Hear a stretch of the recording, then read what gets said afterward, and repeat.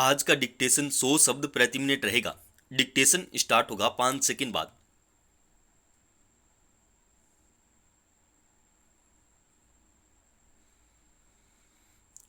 Start.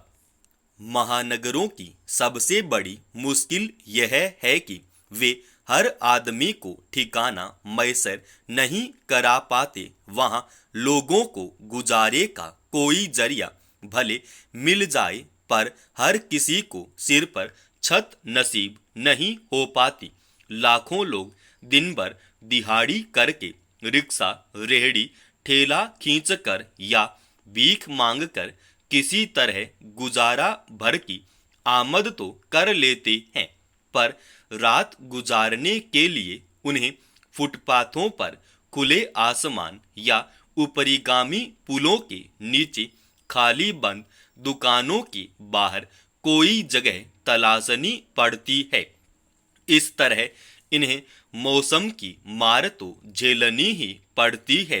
अक्सर तेज रफ्तार वाहनों के नीचे आकर दम तोड़ देने या अपंग होने का खतरा भी बना रहता है।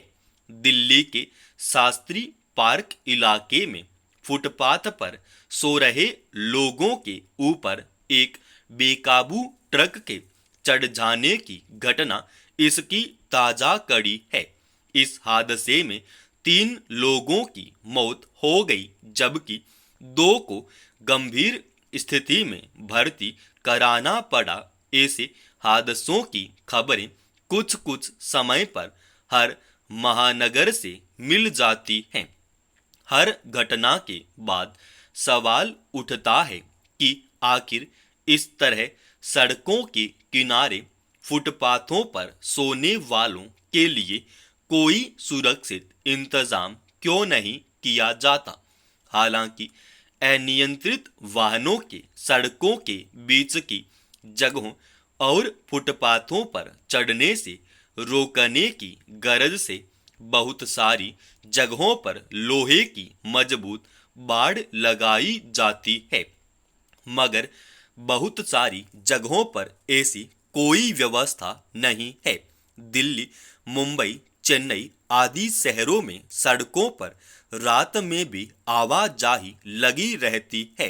रात के वक्त शहरों की सड़कें खासकर माल ढुलाई वाले वाहनों के लिए खोल दी जाती है।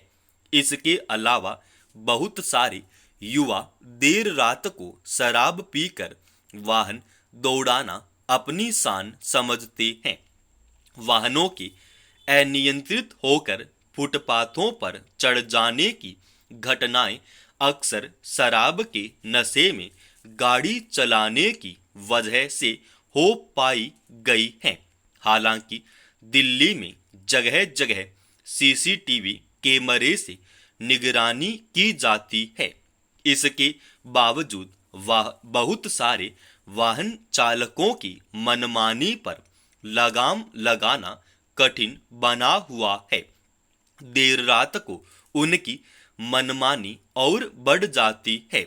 इससे यातायात व्यवस्था पर तो प्रश्न चिन्ह लगता ही है। रोजी रोजगार की तलाश में हर वर्ष लाखों की संख्या में आने वाले लोगों के लिए रहने की व्यवस्था पर भी गंभीरता से विचार की जरूरत रेखांकित होती है।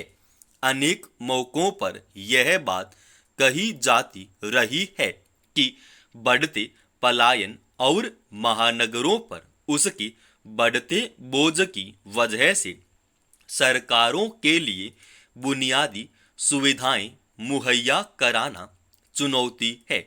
इसके समाधान की दिशा में गंभीरता से सोचने की जरूरत है, मगर न तो सरकारों ने रोजी रोजगार के साधनों के विकेंद्रीकरण पर गंभीरता से विचार किया, न महानगरों में सबकी रहने के ठिकाने उपलब्ध कराने की व्यावहारिक पहल हो पाई।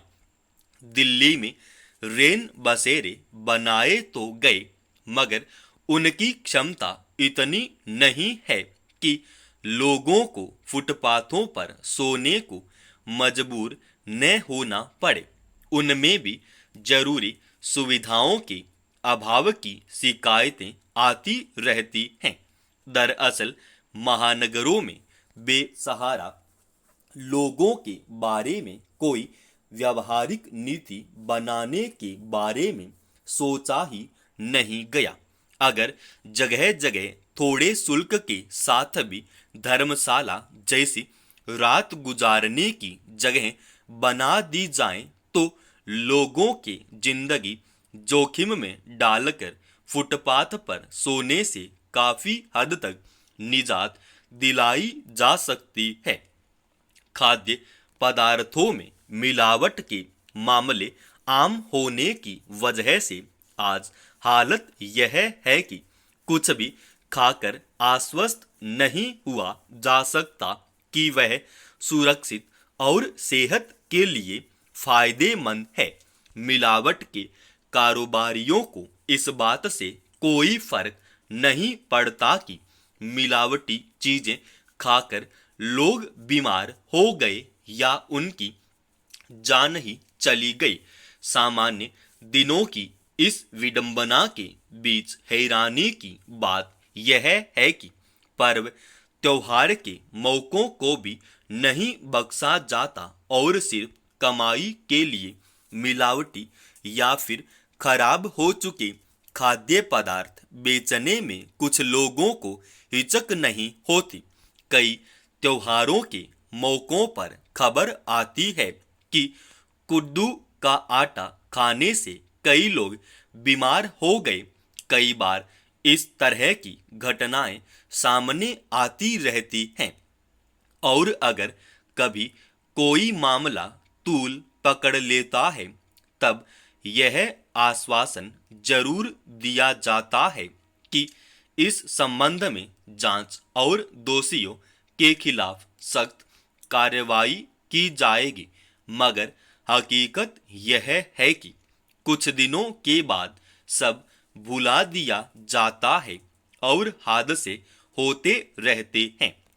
गौरतलब है कि वर्ष भर में आने वाले पर्व त्योहारों के मौकों पर बहुत सारे लोग फल या अन्य खाद्य पदार्थों के साथ साथ कुट्टू के आटे का भी सेवन करते हैं। इसी क्रम में उत्तर प्रदेश के मथुरा और आगरा में कृष्ण जन्माष्टमी पर उपवास के दौरान कुट्टू के आटे से बना फलाहार खाने से 5 गांवों के 100 से ज्यादा लोग बीमार हो गए। कई लोगों की स्थिति ज्यादा गंभीर हो गई। खबरों के मुताबिक पीड़ित लोगों ने जहां से कुट्टू का आटा खरीदा था वहां आटे की आपूर्ति करने वाली 2 दुकानें सील कर दी गई और उनके खिलाफ मुकदमा दर्ज किया जा रहा है। मगर सवाल है कि आखिर यह कौन सी मजबूरी है कि सरकार के संबंधित महकमे या खाद्य सुरक्षा विभाग तब तक लापरवाह बने रहते हैं जब तक कोई बड़ा हादसा न हो जाए। दूषित खाद्य सामग्री बेचने वालों की जांच और उनके खिलाफ कार्रवाई के मामले में अगर अनदेखी न की जाए तो शायद इस तरह बड़ी संख्या के लोगों के जीवन पर जोखिम न पैदा हो। समाप्त। दोस्तों, आज की इस डिक्टेशन का जो पीडीएफ फाइल है वो इस वीडियो के डिस्क्रिप्शन में डाल रखा है। आज के लिए धन्यवाद।